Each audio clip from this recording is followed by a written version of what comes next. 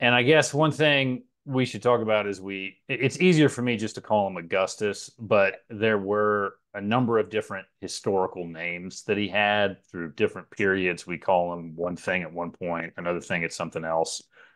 I guess, can we get those out of the way, the naming conventions that people use for him? It's really confusing and annoying, but please, if we can just straighten that one out. Yeah, it is also confusing for professional historians because often he's just called Caesar, which becomes the title of all the emperors, and so there's a lot of like, what Caesar, who's on first. So his birth name is Gaius Octavius.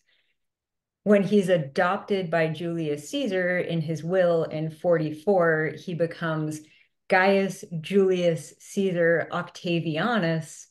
And then in 27 BCE, he gets the title Augustus from the Senate. So usually when I'm teaching it, call him Octavian up until 27 and call him Augustus afterward, but it's totally fine to just call him Augustus. So the Caesar part, is that the name that he actually preferred to go by, Caesar, or did he prefer something else? Because I know like Princeps was bestowed on him at some point, but what if we could get inside a long dead person's mind, make some sense of it? What would we call him to make sure that we weren't upsetting him and then getting executed? Yeah, yeah. So Augustus would always be appropriate. That was the name bestowed on him by the Senate, and so it would be appropriate as his title.